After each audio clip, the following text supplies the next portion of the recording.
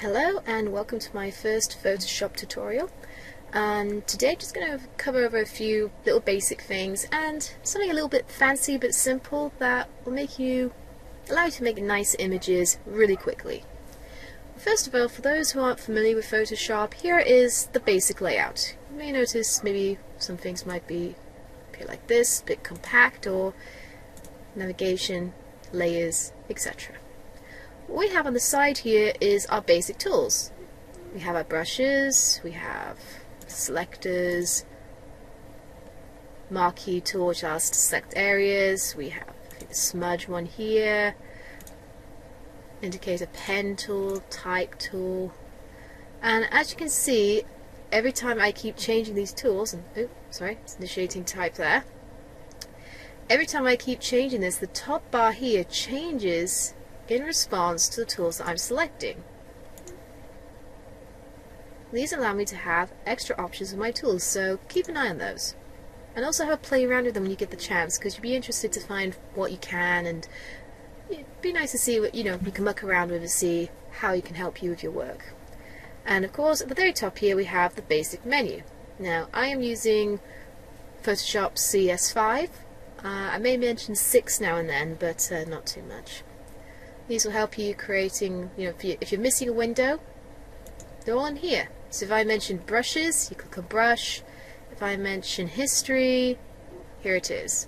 You can also grab these and pull them off to the side. So I'm going to grab in, let's see which one, history.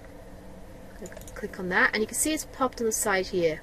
You can always rearrange these. So let's say the swatches, I can pull that so it's on its own here. I can attach it to the bottom there and just click on it, or I could drag it up here. Now I've got my layout just the way I like it, so I'm not going to change much here. Right, so that's the basics of Photoshop, and today I'm going to show you how to create, just quickly paste this image in here using shortcut keys, which I'll go through momentarily. I'm going to show you how to create something like this, just using simple brush tools. The only thing I won't be showing you is the lens flare. That's just a little extra thing I like to add in there. But the mixture of colours and bubbles and things like that, I'll show you how to do. So first of all, you're going to need to know how to open a new document. Now this is relatively easy. First of all, we go into File, New, and then we get this pop-up window which appears. You can be silly like me and just spam OK, but I want to go through what each of these does. So what I'm going to do, first of all I'm going to give it a name, so brush test. At the moment it's got a preset clipboard, so these are settings based on the image I copied earlier. Every image you copy off the internet or anything like that, it will copy the size of it as well, so there we go. But I really want to go through some of the settings. I'm going to click on preset. You can also change it to international paper. And then we've got size here. I can have as A4. You can set it to any other sizes right here. Another thing you'll notice is that we've got the resolution here set to 300. Now this is highly important because if you're going to be doing anything that's going to be going for print, you want it to be 300 pixels per inch. So every little square in your image is going to be 300 pixels, so every inch is 300 pixels. If I click on for web, you will notice that the resolution changes to 72. The reason is by default 72 is the best one that comes out, plus it's not so heavy on file size, whereas if you're making something for print, it's going to be really heavy in file size. Just A4 here, it's gone up to 42.9 meg. Another thing you need to do as well if you're going to do something for print, we've got RGB, red, green and blue colour, great for light displays like your monitor, but if you're going to go for printing, again, CMYK, cyan, magenta, yellow, black. Those are the ones you really want when you go for print. But for me, I'm going to keep this on the web, so I'm going to go for colour. I'm going to keep it at 300, just so that later on, if I want to reduce the size of it, I can easily do that. For this as well, I'm going to actually going to leave it a white. I'm going to change the color of that a bit later on. So yeah, I'm happy with all the settings here. It's going to be A4, etc, etc. Actually, I'm going to change this to photo. Let's see, where is it? Photo. Yeah, I want something landscape, so I'm going to go to 4 by 6 inch. Yeah, quite happy with that. It's not serving on file size either. So I click OK. Here's my new canvas. It's at, if we look down here, we can see it's at 33%. So if I zoom in, I'll get my navigator and zoom in. We're now at this is 100% of it. So it's a fairly big area. Not to worry, not to worry. You can easily change the size of this later on.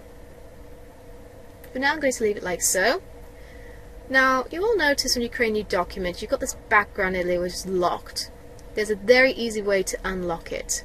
All I'm going to do is double click on it, and since I'm going to turn this to a black layer, I call it black, and go OK. You also give your layers different colors to make them stand out. I'm just going to leave on default there.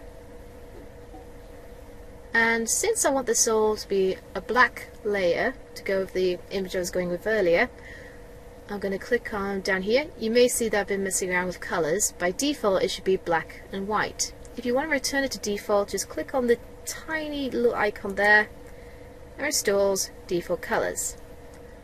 And then I'm going to get the paint bucket tool, which allows you to fill everything with certain color, certain texture, etc. It depends what you've got selected down here at the time. So I'm going to fill that. There you go. It's gone black. Click. So now I can show you brushes. Whenever I make any Photoshop document, I never ever ever do the following. I'm just going to do this for demonstration purposes. If I click on paintbrush tool, oop, it's an weird texture there. I see. Been messing around with brushes here. Sorry, I'll be going into all these different brushes a bit later on. Where's basic? Basic. There we go. Yeah. Now bigger brush. You can see I can select all these brushes. I'll just do it here. There we go. So I've got a basic brush. So what I'm doing, I'm doing all my drawing. I'm doing it on the black layer. Now, you really don't want to do that, especially when you have Photoshop or access to layers, because later on if I want to edit this, it's not going to work. So I'm just going to do... Does let me undo? No. I think my recording software is lagging out Photoshop here. So I'm just going to pause a moment to get rid of this background. Welcome back. I've just got rid of that horrible white scribbles. Now you will notice I'm just going to do first of all a line. There we go. I've done one line. I'm going to draw another. If you want to undo something and you're not sure about it, you can go to Edit, Undo, or press Ctrl Z if you're on a PC. I think for Mac it's Command Z. But you will notice if I keep doing that, it just goes backwards and forwards by 1. By pressing Ctrl Z, you're only going to go back one step in your history. Every time you do something, it's logged into a history. So that's when I'm going to go over here. Got history. If I click on this, I can see all the brush tools I've been doing. So I can click back to Paint Bucket, or alternatively, you can press Ctrl, Alt, and Z, and that will take you back automatically. So now that we've got that handy little tip sorted, what I'm going to do is create the layer. All you have to do is click down here and create a new layer, and there you go, it's popped right on there, which means I can draw on this, and let's say, ugh, I don't like that. I can then delete the layer. Yes, I want to delete. It's done absolutely nothing to the layer underneath. So that's always very handy. So I'm just going to rename this color. That's going to be my color layer. And with this, I'm going to go to my swatches. I'm going to click this, actually going to click a nice red color. Now, just to go through the settings for brushes, if I click and drag across the screen, you can see we've got this harsh round shape to it. You can always go up here, change the size of your brush. You can click on these presets here, a very fine brush like that. And if you have a graphics tablet, which you can see I have, you can click on this one to control the occupancy. The occupancy is how transparent it is. I'm just going to get my pen here. So now, I'm going to make the brush a lot bigger. So you see, the lighter I push on my pen, it's not showing as well, but if I push really hard, you can see the difference there. I don't often like using that one, so I'm going to also turn this on and pressure sensitivity, so you get sort of a fine brush to it. And then go harsh. So it's quite handy if you've got a graphics tablet. I'm using Trust tablet here, which is about £25 from Amazon. There's my little snippet there. There's also this thing called Flow. So if I turn that way low, you can see, well, I'm going to use the mouse now just to show. You can see now that the brush does not flow very well. The things don't link up together. It looks a bit rubbish. That's creating quite an interesting effect. I might use this in a certain way another time. I increase it maybe a bit higher. You can see it's a bit better. Still doesn't go too well. And of course I want to increase it to the top one. I think it's lagging a bit because I'm using recording equipment. So let's get rid of all that. What I'm doing here is I'm selecting the whole canvas. I'm using shortcut keys. So if you want to know how to do that, you go Select, All, and then simply press Delete on your keyboard. So I'm pressing Control A and then Delete on my keyboard, which I can do because this is on the color layer. Make sure you always have the right layer selected in case you click on the black layer, press Delete, and it's gone. Not very handy.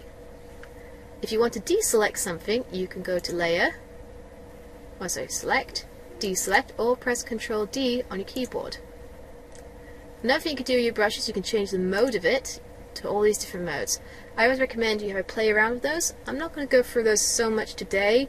This could be something that you can use in blending shapes or other tools if the option's there. Right, so one other thing I'm going to go into with brushes is very handy is the harshness. So I'm going to draw this line again. So we got a nice solid red color there. I'm going to right click. You can right click on your canvas to get the options either from here or right click and get them here. I like to be lazy sometimes, so I click. These are the basic brushes. So we've got the round ones, you can have the softer ones here, and you notice here the hardness has changed. So I'm going to increase this to about 60, I think it was, and I'm going to turn down the harshness to 0. Actually, I'm going to increase this by a lot more. Ooh. Now if I draw this again, you can see the vast difference on the edge. It's softened the edge up so it's very feathery, whereas this one's quite sharp. You can also change the hardness down to about 50. So you can have it not quite sharp and not quite feathery. So you could play around with all those different settings just to get the right one.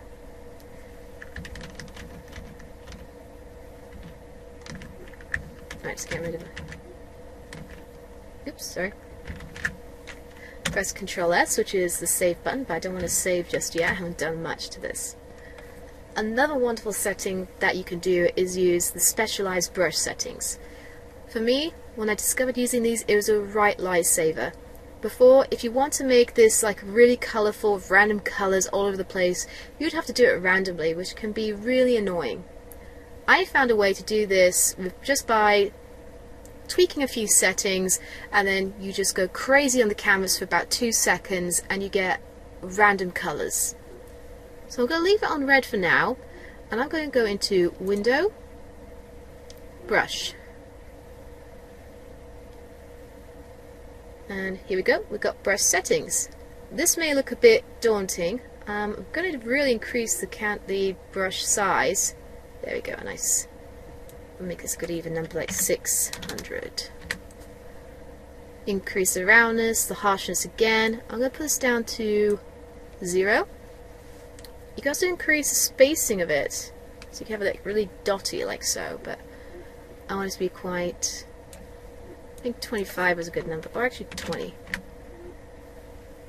There's also these other settings here, like scattering. That's what I'm going to have a look at now. If I click on scattering, you can see that what's happening down here, we've got a preview down here of what the brush is going to have to the brush, is that now it's all scattered about. So I can increase, if I don't want it scattered at all, I can increase it to be extremely scattered, but I'm going to turn it to something a bit like that.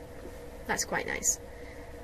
Increase the count, too much. I'm going to leave it at 1. It's a nice count, and count jitteriness. No, that doesn't do much. Control. It could be pen pressure, rotation, etc. I'm going to leave that off. You can also add textures to it if you wanted, but I don't really want textures on mine. Another thing that's really going to make it change color is color dynamics. Here's where it really gets fun. So you can use a foreground background jitteriness. It's the control is pen pressure. Actually, I'm going to turn that off. Also, if you're using CS6, make sure you've got a setting. There's a setting at the top called what is it? Change click or something like that. Make sure that's turned on. Otherwise, you're just going to get the same random color and not different mixtures of colors. That's one important thing there. So I'm going to increase the hue jitteriness a bit. I'm actually going to test it out here just to see. You see they've got a bit of interesting colors, but not quite what I'm going for there. I'm going to try and increase it a bit more. That's a lot better, but not quite there. You can see that the colors, the more I increase this, the more random colors occur. Oh, I like that. Oh, those are very bright colors. You also increase the brightness of them. That seems a bit dark, so I'm going to put it down to about 9. Yeah, kind of, it feels like a disco. And saturation, I'm going to increase this a bit. Now that makes it look a bit pastel-y. Pastel colours. Not quite the look I'm going for. If you want pastel colours, well, there you go. Purity, I've increased that. Makes the colours look purer. If I decrease this, the colours again look like really pastel-y. We're going to leave this set to 0%. And yeah, that's all the settings you need, color dynamics and scattering.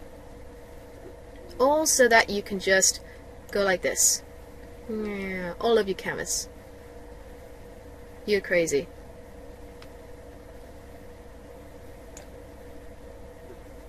There we are. Random colors. You can even use your pen to get like different sizes if you want a bit more control, but I'm quite happy with how that's turned out. Later on I'll also be showing you how to change the colour of it. Now, to sort of get some shapes picking up those colours and to get them picked out through the black, I'm going to move the colour layer behind the black. Now, probably the easiest thing to do is just get an eraser tool and just simply erase the area. Well, I don't want to do that. I want to do it in a non-destructive way using something called masking. This can be a tricky concept to get used to at first, but once you get the hang of it, it's not so bad. What masking does is allows you to select which areas can be visible and which area is going to be invisible. So to get it selected, we've got black, the black layer is selected, and down here we've got these little options. So I'm going to click on this square with a circle in it, and that will put this weird white box here. That is our mask. And click onto the thumbnail layer, and I can still erase or get my brush, because the brush we really want, and I can, oops, still doing that red thing, just going to put this back to a normal brush, there we go, so I can still draw red all over it. But what happens when I select this white layer, this is mask layer? You notice that the colors down here have changed to black and white. Now, with this white area selected, I'm going to draw. Now, as you can see, what's happening? It's like I'm using the eraser tool, but it's with a difference. If I swap it around the white, I can paint back the area that I want to be invisible. You can even go to another extreme and set this color to sort of a grey color. You see it's not quite fully visible, but it's getting invisible. You can really mess around with this. Now with that in mind, what I am going to do, so I'm just going to go back in my history, so this is now back to black. I'm going to download and use different kinds of brushes. Now you saw at the beginning that I had a downloaded brush already selected. I'm going to show the process of getting these brushes. I'm going to go over a very simple website. Well, that's actually, you could actually Google free Photoshop brushes. And the top one, well, here we got Photoshop brushes free at Brush Ease, or Easy. You can also go for high definition brushes, but I like this one. It's got more variations. It's quite fun. And I'm going to look for, let's have a look what we got here. You can click on all kinds of brushes. There's guitars, there's clouds, there's furniture, there's feathers, color. Ooh, these are quite cool. I think I'll select that one. So you can have a look at this. You can have a look at info. There might be thumbnails of these. You can have a look. See, I can click on that to see the thumbnail. Sometimes they'll show you just a larger image of the brush, like so, or you can see the actual little brushes down here. I kind of like the look of this one, so I'm actually going to download it. So I'm going to click on download. Wait a few moments for it to kick into gear. There is no limit onto the number of brushes you could download depending on the size of your PC. It will open up as a zip folder, usually, depending on which site you're getting it from. I'm going to pop it straight on my desktop and save.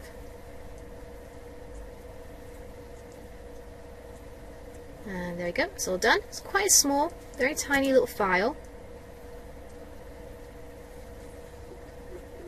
Now I've got it opened up. Now what you want, sometimes you'll get the Mac version of these and sometimes you get other images. Some of them will even have loads of different brushes all compiled into one zip folder. The ones you're really looking for is this tiny little one with a brush symbol. That's aerobatic brush. That's the one we want. So I'm going to drag this onto my desktop. And there we go, it's loaded. Now how to get this working in Photoshop. You can either navigate to your root folder where all the brushes are. I think I'll go through that right now. Just find... Alright, just go on my C drive. And you go on Program Tools, Adobe, where is it? These have got a lot of Adobe software. Here we go, Adobe CS5, Presets, and here we got Brushes. Now, you can see these are all the brushes I've been collecting. I put them in there. If you're going to do it, I put them there because it's my personal PC and I just want the brushes available to me at a click of a button. I don't want to have to constantly load them up. But you have to turn Photoshop off, load the brush into here, and then turn Photoshop back on for it to work. So I'm not going to turn my Photoshop on and off, I'm just going to load the brush. So if you're at a computer where you don't have access to that folder, you can easily put it on a zip folder or you can put it onto your USB stick. It will run just the same. So I'm going to click on this little brush symbol here. We want this tiny little arrow here. Click on that. We want to load the brush. I'm going to click on desktop. And here we go, the color one. You can see I've got bubble one from earlier. Open it, and if I scroll to the bottom of the brushes, we can see we've got these different kinds of ones here. So I'm going to have a muck around with this. You can see they're quite large in size. I'm going to scale them down a little bit. Yeah, it's a good size. And there we go. I can click around on these, just selecting some different ones. Oh, that's a bit big actually. Some really interesting swooshy effects.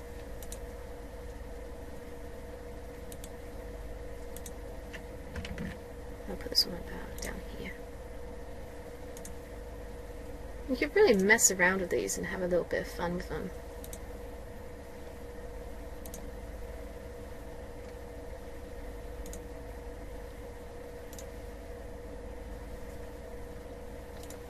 Just messing around, just selecting some random ones that... So yeah, you can play... Oh, I haven't done that one.